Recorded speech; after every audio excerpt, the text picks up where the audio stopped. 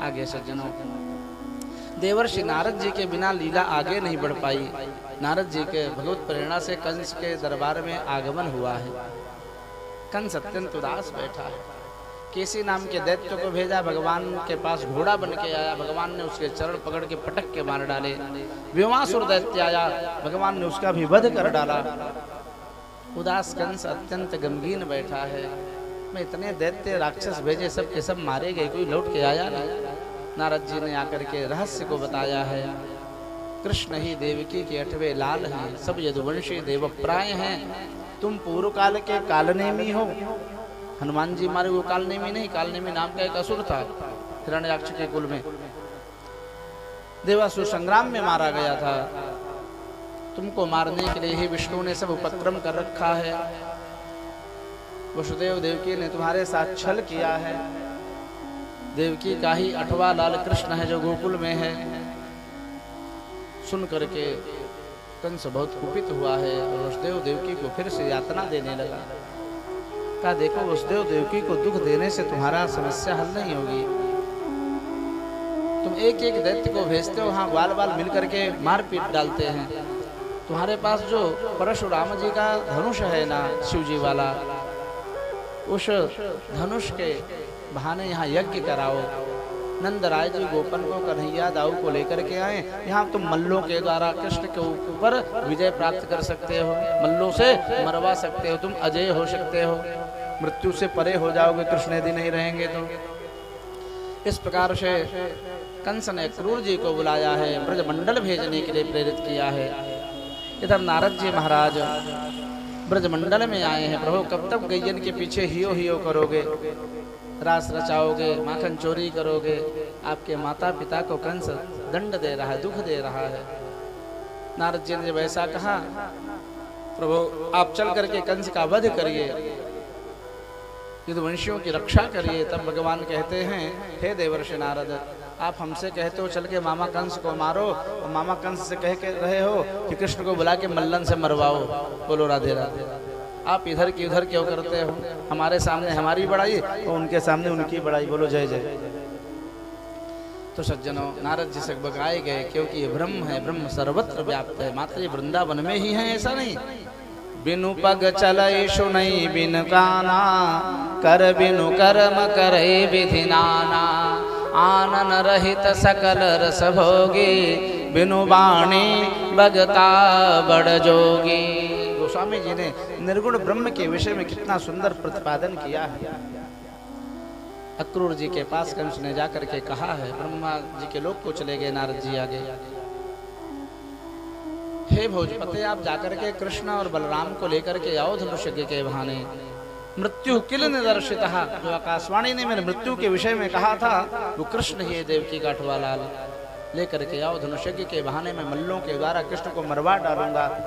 यदि आप कृष्ण को लाने में मेरी सहायता करोगे ना, तुमको इतना धन दूंगा, इतना सम्मान दूंगा जो आज तक मैंने मथुरा में किसी को नहीं दिया। अक्रूर जी असमर्थता जताए, पहले तो मना किए हैं। हे महाराज, व्यक्ति अनेकानेक प्रकार की योजनाएं बनाता है, परंतु वो फलीभूत होगी कि नहीं होगी ये उसके भाग्य प्रारब्ध पर निश्चित होता है। मनोरथान करोत्युच्चैः जनो दैव हतानपि, युज्यते हर्ष शोकाभ्याम तथाप्याज्ञां करोमि ते। फिर भी आपकी आज्ञा है तो मैं जाऊंगा और ऐसा ही करूंगा। अक्रूर जी रथ पर बैठे मथुरा मंडल से ब्रजमंडल गए हैं। ब्रजमंडल में लूटे पोटे नंदरानी के पास, नंदराय के पास पहुंचे। आते सत्कार हुआ है और भोजन करते हुए नंदराय जी से, नंदरानी से अक्रूर जी ने ये रहस्य बताया है। कृष्ण देवकी के लाल हैं, तुम्हारे यहाँ बिटिया हुई थी, अदला बदली की बात बताई। यशोदा सुनते ही अत्यंत हृदय से दुखी हो गई, दुख का पहाड़ टूट पड़ा मानो यशोदा के ऊपर। और इस प्रकार से अक्रूर जी अतिथि भवन में गए, दाऊ जी के साथ कन्हैया पहुंचे, चरण दबाने लगे। काका काका, मथुरा में सब कुशल तो है ना? हमारे माता पिता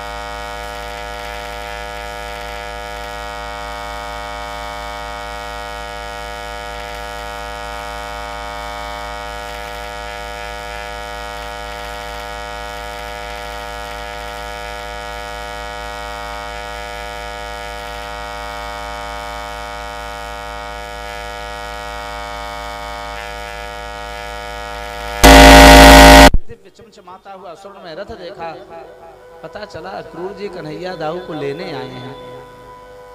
कंस ने बुलाया है सबको। नंदराय जी बड़े बड़े गोपन को तैयार करके मथुरा के लिए तत्पर हुए चलने को। अक्रूर जी से कहे हैं लल्लन की विदाई में समय लगाएगी नंदरानी, तुम अपने रथ में पीछे लेके आई, हम बैलगाड़ी से सब गोपन को लेके चल रहे हैं।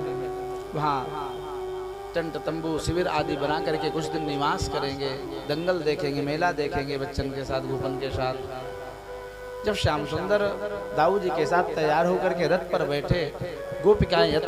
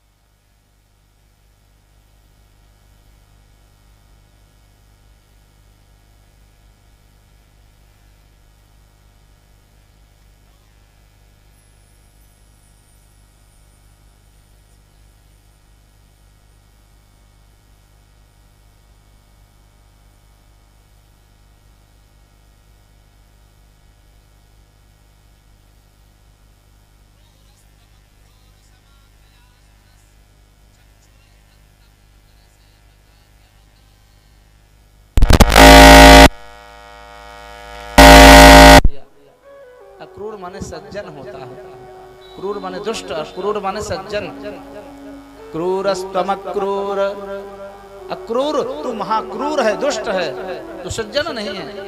मेरे प्रीतम को, मेरे प्राण धन को लेकर के हमसे जा रहे हो दूर, इनके बिना हमारे प्राण संभव ना करे। कृष्ण लेते हैं, कृष्ण लेते हैं